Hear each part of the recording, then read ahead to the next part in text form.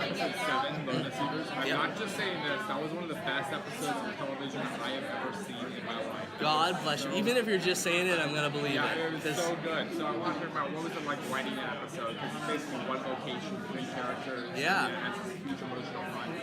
I mean, listen, we've got the best writer's room. Like, you know, I'm stupid and I actually read full scripts when I'm staffing, so I was able to put together a fantastic, diverse writer's room, and we were so excited. You know, something we do is try to keep ourselves excited, and we were so excited about, like, Groundhog's Day on the oil rig that gave Tandy and Tyrone their powers. So we ran with it. Pete Calloway is kind of a genius who can think non-linearly and just a tremendous writer. So we had a lot of fun, and I think the two things that we got excited about was, one, the idea of Tandy talking to her dad, because it's like you can tell those stories and they're kind of fun, but I think like when you look at an episode like The Constant from Lost, or those great ones, they always have that emotional pull, and when we found that, we were very happy. And then I think late in the process we found that phone call and we're like, oh, this is the episode where they become best friends. And so just finding those things, again, it's so much fun to play with time and space, and like the amount of diagrams we made was kind of ridiculous.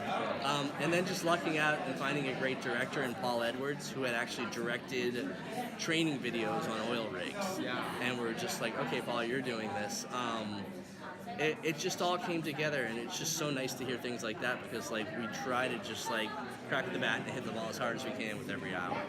He's absolutely right. That episode was insanely, it was just wonderful. And I've watched a lot of television, so you guys did a fantastic job. Awesome. You know, the caliber of the acting on the show is just something that I was not really expecting. Right.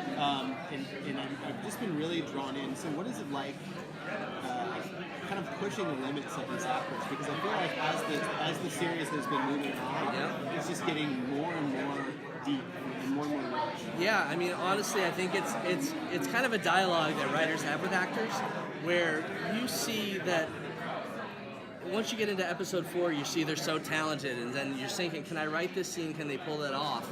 And the answer increasingly becomes yes. So you start creating almost like an obstacle course for them to go through, because you know it's going to be exciting. I have yet to see Aubrey Joseph or Olivia Holt fumble on anything, so I keep throwing the ball further and harder, and they just take care of it. Can you speak a little bit about the connection between both actors? They said it was instant. Yeah, I mean, listen, we were casting hundreds of people read for each role. Gina, the director of the pilot, and myself were still kind of unsatisfied, so we were shaking the trees, we were making phone calls, calling in favors, and we brought them in 3 days before we had to go travel to New Orleans to shoot, and it was insane. And then we saw each of them read independently, and we're like, okay, all right, they're both good, we could have something there. And then Gina brought them for this chemistry read where they kind of just like riffed on a scene from the script, and like it was just electric. You know, it's like we went from being completely freaked out that we hadn't cast the title roles, and then we did the whole great job guys, and they left the room and we counted to 3, and then you could just literally hear everyone in the room go